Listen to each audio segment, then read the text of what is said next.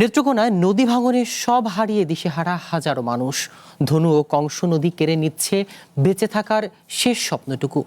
বসতভিটা, school, college, এমনকি রাস্তাঘাটও রেহাই পায়নি ভাঙনের এই ভয়াবহতা থেকে।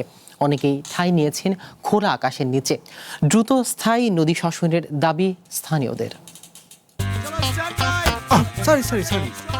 লাইফে কখন কি হয় গ্যারান্টি আছে? তাই ইন্স্যুরেন্স করুন সিটি ব্যাংকে, কারণ ইন্স্যুরেন্স করলে সিটিতে সুরক্ষা পাবেন নিশ্চিতে। কয়েকদিন আগেও এখানে ছিল সাজানো ঘর, উঠানে লাউয়ের ডগা, ফসলের মাঠে ছিল সোনালী হাসি। অথচ এখন সেখানে উত্তাল নদীর স্রোত। নেত্রকোনার খালিয়াজুড়ি উপজেলায় এভাবেই হাজারো চোখের স্বপ্ন ভেঙে দিয়েছে ধনু নদীর ভাঙন। উপজেলার নুরালীপুর গ্রামের বাসিন্দা রাজা মিয়া হারিয়েছেন ভিটামাটি। তারই মতো অভাগা আবু সালেক, ফাইজুন নেসা সহ অসংখ্য পরিবার। সব হারিয়ে এখন তারা নিঃস্ব। ঘরহারা এসব মানুষের ঠাঁই হয়েছে স্বজনদের বাড়িতে কিংবা খোলা আকাশের নিচে। আশেপাশের ঘর বাঁধতেছে বাংলা নদীর পানির ফলে আমরা কালকাশি দিয়ে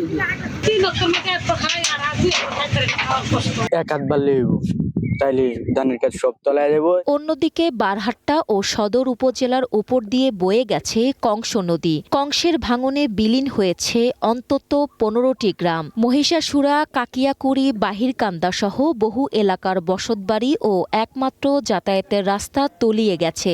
ঝুঁকিতে রয়েছে মুক্তিযোদ্ধা বাজার সহ বহু শিক্ষা প্রতিষ্ঠান। গাংডা বললে নদীটা বরিয়ালে হোলাবান স্কুল মাদ্রাসা যেতে পারে না, তারা বয় হয় যে ভাঙ্গা হয়ে যাইব।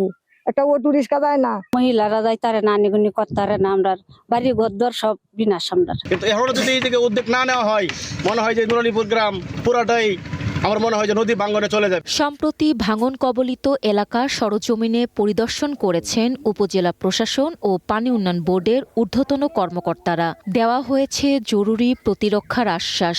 পানি উন্নয়ন বোর্ডের মাধ্যমে জিও ব্যাগ ফেলার কাজ শুরু হয়েছে। আশা করি অল্প কয়েকদিনের মধ্যে সেখানে কার্যকর একটা প্রতিরোধ গড়ে উঠবে। পাশাপাশি ক্ষতিগ্রস্ত যারা আছেন তাদের তালিকা করা হচ্ছে এবং তাদের নিড অ্যাসেসমেন্টের মাধ্যমে পরবর্তী সরকারি সহায়তার ব্যবস্থা করার প্রয়োজনীয় ব্যবস্থা গ্রহণ করা হবে। রাস্তাটা সুরক্ষা প্রদানের জন্য জিও ব্যাগ দিয়ে জরুরি আপৎকালীন কাজের জন্য ঠিকাদার নিয়ে করেছি। এটা কাজটি শুরু হয়েছে, দ্রুত এটা নদী ভাঙন থেকে প্রোটেকশন দেওয়া সম্ভব হবে। শুধু সামরিক জিও ব্যাগে আস্থা নেই দুর্গতদের। আগামী বর্ষার আগেই টেকসই ও স্থায়ী নদী শাসন বাঁধ তৈরির আকুতি ভুক্তভোগীদের। One national desk.